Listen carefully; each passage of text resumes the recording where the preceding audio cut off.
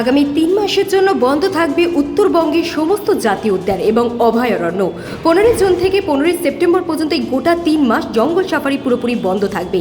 উত্তরবঙ্গের দার্জিলিং জেলার মহানন্দা অভয়ারণ্য, আলিপুরদুয়ার জেলার জলদাপাড়া জাতীয় উদ্যান, বক্সা ব্যাঘ্র প্রকল্প, জলপাইগুড়ি জেলার গরুমারা জাতীয় উদ্যান, চপড়ামারি অভয়ারণ্য সকল পর্যটকরা আগামী 3 মাস গরুমারা বন্যপ্রাণী বিভাগের অধীনে নিউরা ভ্যালি জাতীয় উদ্যানে প্রবেশ করতে পারবেন না।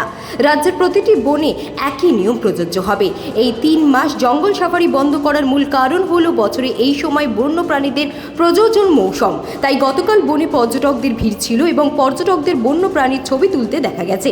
তবে জঙ্গলি হাতিটির ভিডিও করতে গিয়ে বিপত্তি ঘটালো, অল্পের জন্য প্রাণে বাঁচলেন সেই পর্যটক। তবে বন বিভাগের পক্ষ থেকে বারবার বন্য হাতির সামনে গিয়ে ছবি তোলার নিষেধাজ্ঞা থাকলেও কেউ কেউ তাতে কর্ণপাত না করে শনিবার ছবি তুলতে গিয়ে হাতিটিকে ধাওয়াও করেন এক পর্যটক।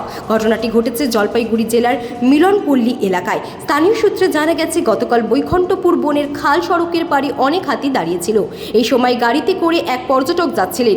হাতির পাল দেখে পর্যটকের গাড়ি থামায় এবং চালক সহ পর্যটক গাড়ি থেকে নেমে হাতির খুব কাছে গিয়ে তার ছবি তুলতে শুরু করেন।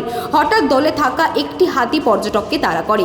হাতি দেখে স্বাভাবিকভাবেই ছুটে যান পর্যটক, কিন্তু এই সময় রাস্তার ধারে দাঁড়িয়ে থাকা ডাম্পার চালকরা জোরে হর্ন বাজালে হাতিটি থামলে পর্যটক ও চালকরা রক্ষা পান।